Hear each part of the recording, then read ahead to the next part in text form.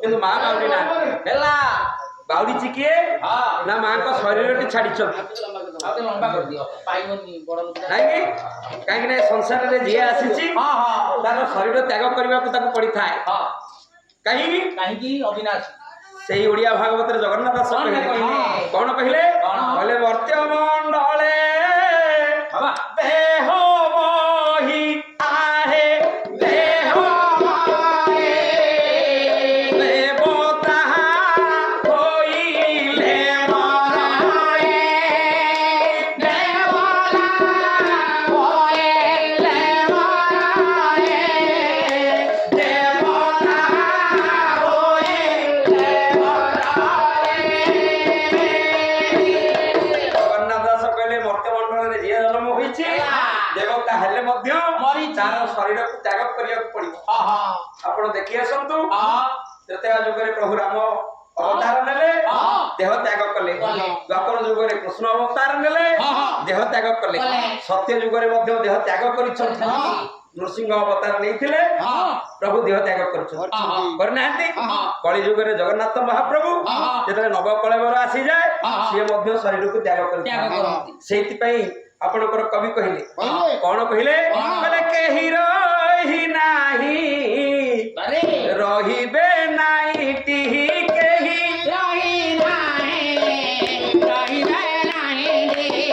ଭବରଙ୍ଗ ଭୂମି ତଳେ ଭବରଙ୍ଗ ଭୂମି ତଳେ ଭବରଙ୍ଗ ଭୂମି ତଳେ ଭବରଙ୍ଗ ଭୂମି ତଳେ ସର୍ବେ ନିଜ ନିଜ ଅଭିନୟ ସାରି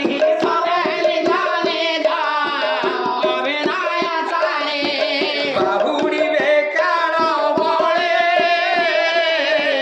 ବାହୁଡ଼ିବେ କାଳ ବଳେ ସର୍ବେ ନିଜ ନିଜ ଅଭିନୟ ସାରି ବାହୁଡ଼ିବେ କାଳ ବଳେ ବାହୁଡ଼ିବେ କାଳ ବଳେ। କବି କହିଲେ ଯିଏ ଆସିଛି ସଂସାରକୁ ସିଏ ଯାଇଛି କିନ୍ତୁ ଅଭିନୟ କରିବା ପାଇଁ ଆସିଛି ଯେତେବେଳେ ଅଭିନୟ ସରିଯିବ ଏ ସଂସାରକୁ ସିଏ ଦେହ ତ୍ୟାଗ କରିବ କିନ୍ତୁ ଓଡିଆ ଭାଗବତରେ କହିଲେ କହିଲେ ଜୀବ ମରୁନି ଜୀବ ସଦା ସର୍ବଦା ଜୀବନ୍ତ କଣ କହିଲେ ସିଏ ଆସିଛି ଘଟରେ ରହିଛି ଯେତେବେଳେ କାଲି ଆମେ ପଞ୍ଜୁରୁଟି ଆଣିଥିବା ଶୁଆଟି ଅଛି ଯେମିତି ସେ ପଞ୍ଜୁରୁଟିକୁ ଉଡିଗଲା ପରେ ପଞ୍ଜୁରୁଟି ଖାଲି ହେଇଯାଏ ସେଇ ଟାଇପର ଯେତେବେଳେ ପରମାତ୍ମା ଏ ଶରୀରରୁ ଯାଆନ୍ତି ସେତେବେଳେ ଶରୀର ପଡି ଯାଇଥାଏ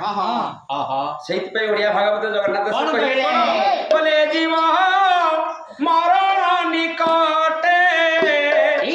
ପୁଣିଛି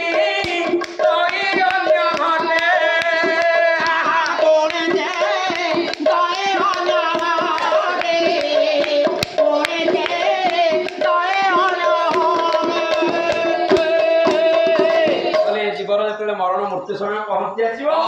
ସେ ଚିନ୍ତା କରିବ ଅନ୍ୟ କୋଉଠି ଯାଇକି ଆସିବ ନା ନାଇଁ ସେଇ ପ୍ରକାର ଆଜି ହୋଇଛି ଯାହାକି ଆଜି ଆମ ମାଙ୍କ ଶରୀରରୁ ପରମାତ୍ମା ଯାଇ ଅନ୍ୟ କୋଉଠି ଆଶ୍ରୟ ନେବା ପାଇଁ ଜାଗା ଖୋଜୁଛି ନା ନାଇଁ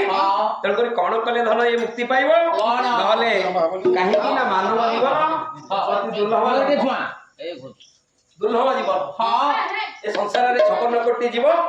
ମଧ୍ୟରେ ମାନବ ଜୀବନ ସର୍ବଶ୍ରେଷ୍ଠ ମାନବ ଜୀବନ ଠାରୁ ଜୀବନ ନାହିଁ କାହିଁକି ନା ସେ ଦିବ୍ୟ ଜ୍ଞାନ ନେଇକି ପାଇକି ଆସିଛି 56 କୋଟି ଜୀବ ଭିତରେ କାହା ଦେହରେ ଆଜ୍ଞା ଦିବ୍ୟ ଜ୍ଞାନ ନାହିଁ ସେଇଥିପାଇଁ ଭାଗବତରେ ଜଗନ୍ନାଥ କହିଲେ ମାନବ ଦେହେ ଦିବ୍ୟ ଜ୍ଞାନ ଦେଖି ସନ୍ତୋଷ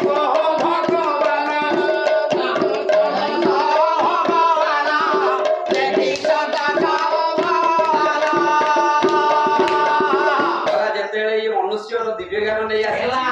ତାର ବୁଝିବା ବିଚାର କରିବା ଶକ୍ତି ଅଛି ସେ ଚାହୁଁଛି ଯେତେବେଳେ ଆଜି ଚନ୍ଦ୍ର ପୃଷ୍ଠରେ ଯାଇକି ଘର ତିଆରି କଲା ଏଇ ମନୁଷ୍ୟ ଆଉ ଏତେ 56 କୋଟି ଜୀବ ଭିତରେ ତାକୁ କେହି ଯାଇପାରିଲେ ନାହିଁ କେବଳ ମନୁଷ୍ୟ ହିଁ ଯାଇପାରୁଛି ତେଣୁକରି ଏତେ ବିଚାର କରିବା ବୁଝିବା ଶକ୍ତି ଥାଏ ଯଦି ସିଏ ମାତୃଗର୍ଭ କଥା ଟିକେ ଚିନ୍ତା ନ କରେ ବାପା ତାହେଲେ ସବୁ ଅକାରଣ ହେଇଯାଉଛି ଦୁର୍ଲଭ ଯୋଉ ଜୀବନ ଆଜି ଅକାରଣ ହେଇଯାଉଛି ବ୍ୟର୍ଥ ହେଇଯାଉନି ତେଣୁକରି ବାତୁକର ବେଶୀ କଣ କହିଥିଲା ଯିବ କହିଲା ପ୍ରଭୁ ମୁଁ ଯେତେବେଳେ ଆସିବି ମୁଁ ଆପଣଙ୍କ ନାମ ବ୍ୟତୀତ ଆଉ କିଛି ସଂସାରରେ ଜାଣିନି ଆପଣଙ୍କ ନାମ କେବଳ ହିଁ ଭଜନ କରିବି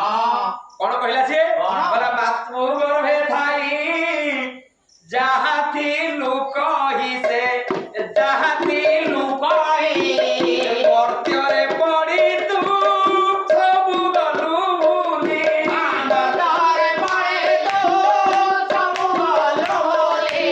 ଭ୍ରମୁ ଅଛୁ ମିଛ ଭ୍ରମୁ ଅଛୁ ମିଛ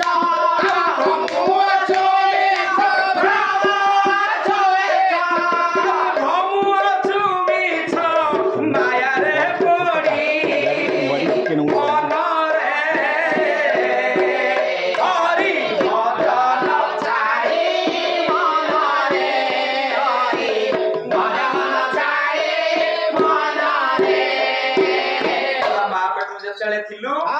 ସେତେବେଳେ ସଦା ସର୍ବଦା ତୁ ଡାକୁଥିଲୁ ହେ ପ୍ରଭୁ ମତେ ଟିକେ ନର୍କ ଯନ୍ତ୍ରଣାରୁ ଉଦ୍ଧାର କର ପ୍ରଭୁ ସେତେବେଳେ ପଚାରିଲେ ତୁ ଯେତେବେଳେ ଉଦ୍ଧାର କରିବି ତୁ ତେବେ ସଂସାର ଭିତରକୁ ଯିବୁ ଧନ କରିବୁ କଣ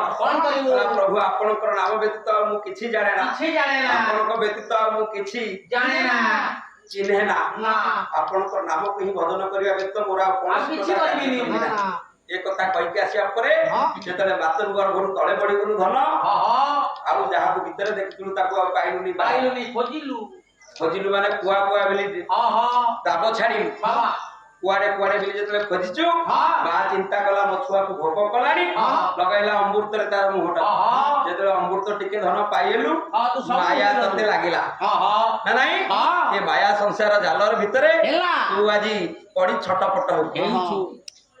ତେଣୁକରି ପ୍ରଭୁଙ୍କ ନାମକୁ ତୁ ଟିକେ ଭୁଲିଗଲୁ ତେଣୁକରି କବି କହିଲେ କଣ ଆରେ ମାନସ ହଂସ ବିଷୟା ସଲିଲେ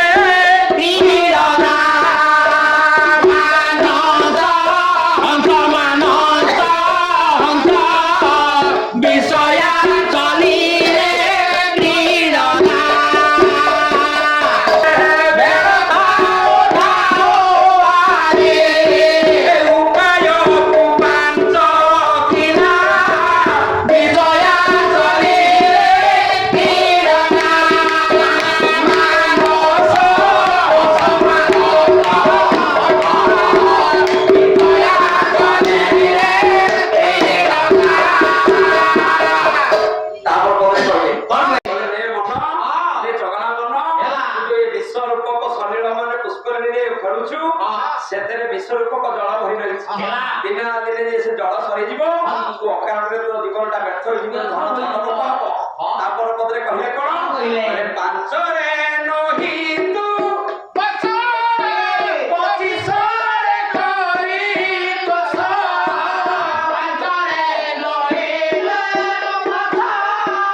ପଚିଶରେ କରି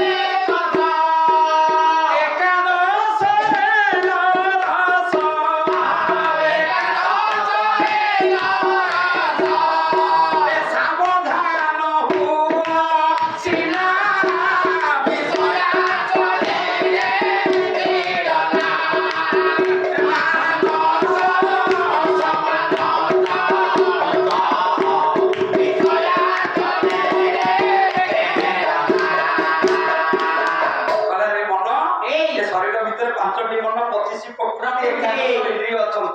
ଏକାଦଶରେ एकादश इंद्रिय को जागृत रखी पचिशी प्रकृति को आदि जड़ करी ये पांच मन पचिशी प्रकृति को सत कर्म लगेगा एक मन को सड़क करी तू टिके बाट चा नहीं तो ये ददरा नामटी दिने तोर ये जल रे उड़ी जीव तोर जीवन टी व्यर्थ होइछ काहेकि रे संसार रे किछि नाही कोन करियो पड़िबो ना तू प्रभुकर नाम टिके लवा पड़िबो सेमित नहीं हबरी ना ता प्रभुकर नाम को लवा पाई हेले तू जे करबा पाई को पड़िबो प्रथमे दिन मुख्य जिनिसटी आसीले आमे प्रभुकर नाम भजन करबा तू ठेला कोन जगन्नाथ दास कहले को कहले बोले विश्वास बिना कर्म देते आहा कर्म देते फल न भले कदा दे फल न भले कदा दे